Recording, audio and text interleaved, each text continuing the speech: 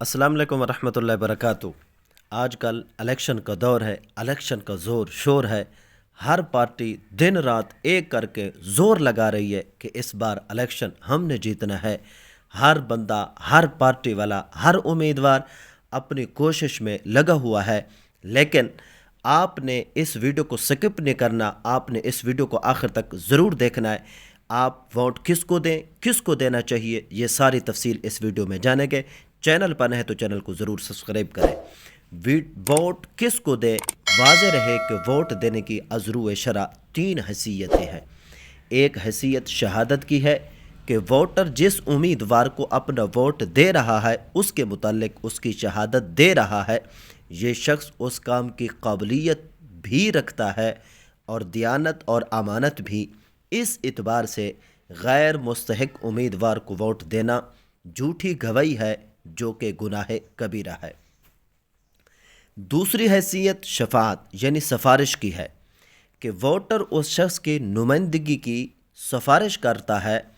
تیسری حیثیت وکالت کی ہے کہ ووٹ دینے والا اس امیدوار کو اپنا نمائندہ اور وکیل بناتا ہے، لیکن اگر یہ وکالت اس کے کسی شخصی ذاتی حق کے متعلق ہوتی اور اس کا نفع نقصان صرف اس کی ذات کو پہنچتا اور اس کا یہ خود ذمہ دار ہوتا تو پھر بھی معاملہ ہلکا تھا، مگر ووٹ میں ایسا نہیں، کیونکہ یہ وکالت ایسے حقوق کے متعلق ہے جس میں اس کے ساتھ پوری قوم شریک ہے۔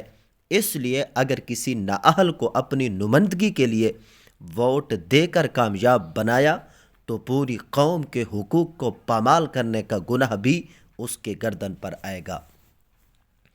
تینوں حیثیتوں میں جس طرح نیک، صالح، قابل آدمی کو ووٹ دینا موجب ثواب عظیم ہے اور اس کے ثمرات اس کو ملنے والے ہیں، اسی طرح نااہل یا غیر معتدین شخص کو ووٹ دینا جھوٹی شہادت بھی ہے اور بری سفارش بھی اور ناجائز وکالت بھی، اور اس کے تباہ کن ثمرات بھی اس کے نامہ اعمال میں لکھے جائیں گے۔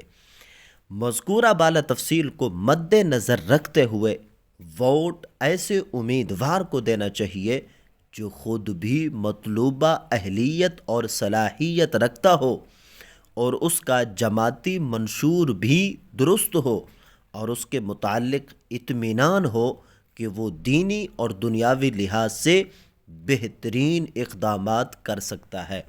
قرآن مجید میں اللہ تبارک و تعالی نے اپنے مقدس بابرکت کلام میں ارشاد پاک ہے، ان اللہ یأمرکم ان تؤدوا الامانات الی اہلہا۔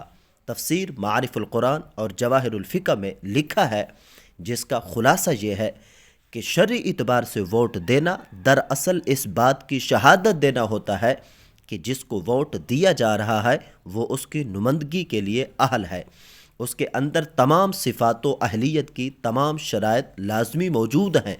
نیز ووٹ دینا ایک شرعی امانت داری ذمہ داری کو ادا کرنا ہوتا ہے۔